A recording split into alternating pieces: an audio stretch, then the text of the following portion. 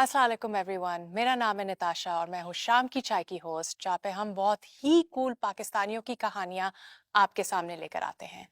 और आज हमारी शो की गेस्ट है मोहतरमा मुनीज़ा हाशमी साहिबा। अस्सलाम वालेकुम मुनीज़ा वालेकुम हाशमी अस्सलाम। साहिबा। जब मैंने जो है हाशमी साहिबा की लाइफ की रिसर्च की इस इंटरव्यू के लिए, तो मुझे सिर्फ अकम्पलिशमेंट्स ही नज़र आई। इन्होंने अब तक करियर पाकिस्तान टीवी में शुरू किया था एज एन असिस्टेंट प्रोड्यूसर। फिर over the course of many many years ये वहाँ की जनरल मैनेजर बनी। ये प्राइड परफॉर्मेंस अवार्ड की रिसिपिएंट हैं, ये एक ऑथर हैं, ये फैज़ अहमद फैज़ साहब की बेटी हैं और आज ये हमारे शो में हैं और हमें बहुत खुशी है इस बात बहुत की। शुक्रिया आपका। हमारा जो ये सीज़न है ये 47 के पार्टीशन के बारे में है, पाकिस्तान की शुरुआत के बारे में है और आपका इतना मीडिया का एक्सपीरियंस है, मैं चाहती हूँ कि हम पाकिस्तान को एक मीडिया के लेंस से देखें। जी तो शुरू करते शुरुआत से और बिस्मिल्लाह। आप प्लीज़ हमें बताएं कि पाकिस्तान की जो मीडिया इंडस्ट्री है वो कैसे शुरू हुई, वो कैसे डेवलप हुई। मीडिया इंडस्ट्री में ज़ाहिर है इस वक्त अगर देखा जाए तो बहुत सी सोशल मीडिया वगैरह भी आ जाता है, लेकिन अगर बात करें 47 की तो उस वक्त सिर्फ दो किस्म की मीडिया थे, अखबार था और रेडियो था। ठीक है। और इन्हीं दोनों ने, यानी रेडियो ने ज़ाहिर है पाकिस्तान के वजूद में आने की अनाउंसमेंट की और अखबार भी छपा होगा। मेरी उम्र उस वक्त सिर्फ 1 साल थी तो ओके। लिहाजा मुझे आप माफ़ कर दें, लेकिन थोड़ा बहुत जो भी सुना है। और फिर ज़ाहिर है आहिस्ता आहिस्ता मुल्क बना, बढ़ता गया, फैलता गया, तरक्की करता गया आहिस्ता आहिस्ता। और जो शुरू की मुश्किलात थी वो सबको मालूम है, सियासी भी, इक़्तिसादी भी और बाकी जो भी थी मसले मसाइल। तो 1964 में पहली दफ़ा पाकिस्तान में टेलीविज़न का आगाज़ हुआ। उस वक्त मेरी उम्र 18 साल की थी। तो वहाँ पे इन्होंने अनाउंसमेंट की कि जी ख़वातीन बच्चियाँ जो भी है, तो वो मुझे याद है कि हमने वहाँ शुरू किया पपेट का प्रोग्राम। सो उस वक्त पपेट का पपेट्स प्रोग्राम। का प्रोग्राम शुरू ओके। किया है। तो मेरी मियाँ भी और मेरी हमशीरा भी और हम दोनों उसमें थे। तो उस वक्त फिर मेरे ख्याल में वहाँ से, जिसे कहते हैं the bug bit me, okay. Okay. तो वो वहाँ से शुरू हुआ। लेकिन ये इसी तरह ही था। पाकिस्तान टाइम्स अखबार का नाम था, जो पहला अखबार था यहाँ का। तो आप देख लीजिए कि बस उसमें मेरे वालिद साहब का भी एक हिस्सा है। तो और आगे चल के बस अखबार बढ़ते चले गए। अब तो खैर डिजिटल है सब कुछ। तो यूँ कहिए कि बस बहुत ही मासूमाना एक आगाज़ था और आहिस्ता आहिस्ता आहिस्ता वक्त के साथ साथ फैलता गया, बढ़ता गया। और अब तो खैर इतने चैनल हैं कि गिने ही नहीं जाते। बिल्कुल बिल्कुल बिल्कुल। कुछ मालूम है और कुछ नामालूम है। बिल्कुल सही कहा आपने। तो आपने इस मीडिया इंडस्ट्री को एज अ वुमेन एक्सपीरियंस किया, तो औरतों का रोल कैसे चेंज हुआ over the course of time in the Pakistani media industry. तो मुश्किल वक्त था, देयर इज नो डाउट, कि जब भी हम तीन तीन या चार खवातीन थी और कम से कम नहीं तो 400-800 मर्द होंगे। जाहिर है बड़ा, लाहौर टेलीविजन बहुत बड़ा स्टेशन है जी जी। और उसमें हम अकेली थी। हाँ ये ज़रूर है कि कोई ऐसी, मुझे कम से कम ये नहीं याद कि कोई ऐसी ज्यादती हुई हो या कोई बात, लेकिन एक महसूस ये होता था जैसे हम नीचे हैं, हमें लड़ना है, हमें आगे बढ़ना है। और उस किस्म की मुश्किलात होती थी। अब लाइव टेलीविजन होता था तो रात को 10 बजे 11 बजे 12 बजे आपकी ड्यूटी है तो आप उसी वक्त घर जा रहे हैं। तो वो एक मसला। बिल्कुल। और उसके बाद फिर जाहिर है बीच में एक जंग भी आई, 65 की जंग की बात हो रही है, अपना 60, फिर उसके बाद 71 की जंग आई। मुझे अच्छी तरह याद है कि मेरा बेटा उस वक्त बड़ा वाला है, वो 1.5-2 साल 2.5 साल का होगा। तो मुझे कहा गया कि जी इस तरह से ड्यूटी है वो। तो मैंने, मुझे याद है, जाके अपने जो उस वक्त के बॉस थे, नाम की क्या जरूरत है, बहुत हो चुके हैं, मैंने कहा जी इस तरह बेटा, कहने लगे आप नौकरी पे आई हैं ना। मैंने कहा जी। तो यहाँ खानदान नहीं है, फैमिली नहीं है, ये नौकरी है और ये आपकी एसेंशियल सर्विसेज में शामिल है। तो एसेंशियल सर्विसेज में जो होती हैं जॉब्स, उनके ऊपर पाबंदियां ज़्यादा होती हैं। बिल्कुल। और specially in times of war. Yes. तो उसमें जाहिर है टेलीफोन, टेलीविजन, इलेक्ट्रिसिटी, ये चीज़ें जो थी। जी। तो वो पहला सबक था मुझे याद, कि मुझे एहसास हुआ कि ये नौकरी ऐसी है जिसके ऊपर बहुत से चैलेंजेस होंगे। اور پھر چلتے گئے، پھر تو کئی تبدیلیاں آئیں، کئی حکومتیں آئیں، کئی گئیں، جنگیں بھی ہوئیں اور وغیرہ وغیرہ ہر قسم کی. تو یہ چیلنجز خواتین کے لیے تھے اور آج شاید نہیں ہے ظاہر ہے، لیکن اس زمانے میں شروع میں مشکلات تھیں. خاندان کو الگ سمجھانا، میری ساس یہ کون سا وقت ہے گھر آنے کا، یا جو بھی مطلب ظاہر ہے. تو اس طرح سے بھی بچے چھوٹے، پھر ظاہر ہے شوہر نے سپورٹ کیا اپنی جگہ، لیکن محسوس تو ہوتا ہوگا نا. لیکن پھر اگر کام کرنا ہے اور ایسا کام کرنا ہے جس میں آپ کا دل بھی ہے، آپ کا پیشن بھی ہے اور ایک ذمہ داری بھی ہے، پھر میری والدہ نے کبھی پیچھے ہٹنا نہیں سکھایا، آگے بڑھنا سکھایا. پھر اس میں مشکل ہو جاتی تو پھر آپ چلتے ہی رہتے ہیں. بالکل. اور جس طرح میں کہتی ہوں کہ اللہ میاں راستے بناتا ہے، بناتا. بالکل بالکل. ماشاء اللہ آپ نے جو 40 ایئرس گزارے ہیں ماشاء اللہ سے پاکستان ٹی وی میں، تو اس ٹائم میں پاکستان جو ایز اے نیشن اس کی جو برانڈنگ تھی، جو اس کے بارے میں بات ہوتی تھی، وہ کیسے ڈیولپ ہوتی گئی، اس کے بارے میں آپ ہمیں مشکل تھوڑا بتائیں. وقت بھی تھے، اچھے وقت بھی تھے. سنہرے وقت تو خیر میرے خیال میں آئے، بہت ہی مختصر آئے، لیکن آئے ضرور، اور گزرے کچھ جلدی سے ہی گزر گئے. لیکن زیادہ تر چونکہ پاکستان ٹیلی ویژن میں چونکہ وہ ایک پبلک براڈ کاسٹنگ میڈیا ہے، جی تو ظاہر ہے اس کے اوپر ریاست کا اور حکومت کا یس زور بھی ہے، بالکل پکڑ بھی ہے. بالکل. ان کی پالیسیز کو بھی آپ کو لے کے چلنا ہے.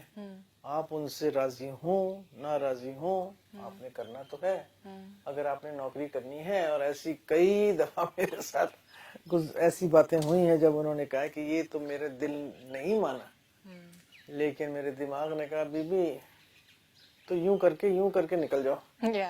تو اس قسم کے راستے بھی پھر وہی اوپر سے ہی نکلے کہ راستے نکالو. بالکل. تو اس طرح سے ہوتا رہا، مشکل وقت آتے رہے. اور پھر جو چونکہ اتنی حکومتیں، اتنی سوچ، اتنی پالیسیز بدلتی رہیں، اس کی وجہ سے پھر ڈیولپمنٹ میں جگہ جگہ رکاوٹیں آتی رہیں.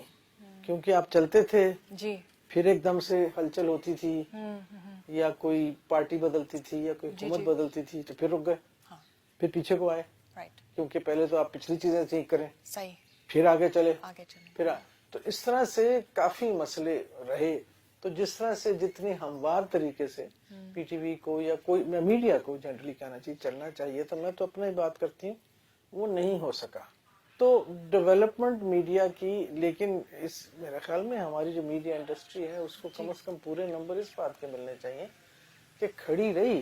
بالکل کھڑی رہی. ٹھیک ہے کچھ لوگ سکم کیے، کچھ لوگوں نے ہتھیار ڈالے، بالکل. کچھ لوگوں نے نہیں ڈالے. کچھ چینلز نے ڈالے، کچھ چینلز نے نہیں ڈالے. جنہوں نے نہیں ڈالے ان کے ساتھ پھر کیا ہوا وہ الگ باتیں ہیں. صحیح. لیکن کچھ ایسے ہمارے صحافی دوست جی کھڑے رہے، بالکل. اور ان کے اوپر پھر ظاہر مشکلات بھی آئیں. اگر ٹی وی کی بات کریں تو سب کو یاد آتا ہے اور آنا بھی چاہیے کہ دوست ہیں بہت پیاری مہتاب راشدی صاحبہ، جب ان سے کہا گیا کہ سر پہ دوپٹہ لو تو انہوں نے کہا نہیں، یہ میری مرضی سے میں لوں گی، میں آپ کی مرضی سے نہیں لوں گی. اور پھر وہ ٹیلی ویژن پہ نہیں آئیں تو ٹھیک ہے ان کی. اور بھی یعنی سہرا کاظمی کے ساتھ بھی یہ ہوا. اب یہ دوسری بات تھی کہ نوید شہزاد میری ایک دوست، میں نے بچوں کا پروگرام اس پہ، تو کہنے لگی نہیں. میں نے کہا دیکھو اگر تم نہیں کرو گی تو کوئی اور آ جائے گا، بالکل کیونکہ پروگرام تو جائے گا. بالکل. تو جو تمہاری اس میں کنٹریبیوشن ہے، جو تمہاری سوچ ہے، جو تمہاری گفتگو ہے، وہ ہم نہیں کر پائیں گے. تو دوپٹہ یا نہ دوپٹہ چھوڑو، یہ سوچو کہ بڑا ویژن کیا ہے. بڑا ویژن کیا ہے. مان گئی. گڈ. تو اس پہ سر پہ دوپٹہ اڑا کے میں نے اس سے پروگرام کیا. آج بھی مجھے کہتی تیرا قصور تھا. میں نے کہا بالکل میرا قصور. آپ نے کچھ سال پہلے ایک کتاب لکھی کنورسیشنز وتھ مائی فادر. یہ دوسری کتاب ہے، میں نے ایک کتاب پہلے بھی لکھی. اس سے بھی پہلے آپ نے ایک لکھی تھی. جی. تو جو کنورسیشنز وتھ مائی فادر تھی، آپ ہمیں ان خطوں کے بارے میں بتائیں. آپ اپنی ان کے ساتھ جو آپ کی ریلیشن شپ تھی اس کے بارے میں آپ تھوڑا بتائیں. فیض صاحب اللہ مغفرت کرے، وہ کچھ اب میں سمجھنے لگی ہوں کہ وہ جو اتنا زیادہ ملک سے جاتے تھے तो किसी हद तक वो बर्दाश्त नहीं कर पाते थे जो यहाँ हालात होते थे। तो वो लेकिन जाहिर है कोई ना कोई बुलाने को तो हर वक्त तैयार होता था। बिल्कुल। तो उन्हें कोई कॉन्फ्रेंस, कोई ये, कोई वो, कोई सेमिनार वगैरह, तो वो पल भर में निकल जाते थे। शाम को आइए, उनको इनविटेशन परसों गए, मैं जब सुबह गई, अच्छा वे सब इज गॉन, वेयर, इस तरह निकल जाते थे। तो मुझे लगता है कि वो किसी हद तक एक तरह से फरार हो जाते थे, ताकि क्योंकि बर्दाश्त नहीं होता था उनसे। हाँ, लोग भी उन्हें बहुत चाहते थे, बुलाते थे। तो उस हवाले से उनसे इतनी मुलाकातें हो नहीं पाई। कुछ अपनी जाहिर है मसरूफियात, कुछ फिर बच्चे, फिर नौकरी, फिर सब कुछ उन चीजों में। तो इसलिए मुझे ये महसूस हुआ कि जैसे एक खला है उनके और मेरे दरमियान जो रही। क्योंकि जब मिलते थे, जब आते थे, बैठते थे, तो फिर भी लोग ऊपर से आ रहे हैं, जा रहे हैं, ये वो, तो इस तरह से जिसे कहते हैं ना एक जाती गुफ्तगू। जिस तरह मैं अब देखती हूँ अपने बेटों को और उनकी बेटियों को, जिस तरह वो बैठते हैं, जिस तरह वो गप्पे मारते हैं, जिस तरह पूछते हैं सो व्हाट्स हैपनिंग, इस किस्म की, तो वो नहीं होता था मेरे ख्याल में। उन्हें शायद आज तक शायद कभी पता नहीं चला कौन सी क्लास में है, कितने नंबर लिए हैं, क्या कर रही है, क्या पढ़ रही है, कहाँ जा रही है, कुछ नहीं पता। ये मेरी वालदा की जिम्मेदारी थी। सो उस हवाले से मुझे महसूस होता था कि जैसे कुछ कमी रह गई है। वालिद साहब का ये माशाल्लाह एक जरूर उनकी एक प्लस पॉइंट कहना चाहिए कि जहाँ भी होते थे, दुनिया के जिस कोने में भी होते थे, वहाँ से खत लिखते थे, या पोस्ट कार्ड डाल देते थे। पोस्ट कार्ड, उस जमाने ज़ाहिर है। जी हाँ। तो वो ऐसी मुख्तलिफ जगहों से, वो हेलसिंकी से आ रहा है, कहीं बेलग्रेड से आ रहा है। अल्हम्दुलिल्लाह मैं एक जगह गई हूँ जहाँ जहाँ वो गए थे। कहीं रूस से आ रहा है, कहीं अफ्रीका से आ रहा है, तो कहीं ना कहीं से। और वो ऐसे ही होता था, प्यारी मीजू क्या हाल है तुम्हारा, हम यहाँ हैं आजकल, जाहिर उस पर तस्वीर होती थी, हम आजकल यहाँ हैं, यहाँ बहुत गर्मी है, तो तुम्हारे यहाँ तो मौसम बहुत अच्छा होगा, बस जल्दी आ जाएंगे, तो अपना ख्याल रखना, बस ये होता था उनका। या बच्चों से कभी बात, अच्छा भाई तुम कौन सी जमात में, इस तरह से जी। तो वो एक तरह से कांटेक्ट वो रखते थे अपनी तरफ से। बिल्कुल। लेकिन जाहिर है जवाब भी तो उनको मिल नहीं सकता था, क्योंकि वो तो चलते रहते थे। बिल्कुल तो उन्हें हम भेज नहीं सकते थे। सही। तो मुझे यूँ लगा जैसे मुझे उनके खतों का जवाब देना चाहिए। बिल्कुल। तो वो मैंने अब दिया, और वो खतों का जवाब इस तरह दिया कि मेरी जिंदगी में क्या क्या दौर गुजरे जिनके बारे में उन्हें नहीं बता सकी। मैं कहाँ कहाँ गई, मैं किन किन से मिली, मैंने पीटीयू में क्या वक्त गुजारा, मैंने किताबें कौन कौन सी कैसे लिखी, कौन कौन से प्रोग्राम किए जी। तो ये फिर मेरी वो किताब जो है वो एक तरह से उनको एक खत है। तो ये किताब ऐसी है कि यानी एक तरह से उनके खत भी हैं, ताकि लोग पढ़ें उन्हें जी। और उन्हें बहसियत बाप जाने, क्योंकि बहसियत बाप तो सिर्फ दो ही लोग जानते हैं ना, मैं या मेरी हमशीरा जी। बिल्कुल। तो लोगों से तो उनका कोई तारुफ नहीं था, वो तो बहसियत शायर, सहाफी जी, विजनरी टाइप। तो ये फिर एक नया रुख है फैज का, जो मैंने कोशिश की है कि मैं उसको लोगों तक पहुंचा। बहुत खूबसूरत। उन्होंने कभी आपको अपने खुद के पार्टीशन के एक्सपीरियंस के बारे में बताया?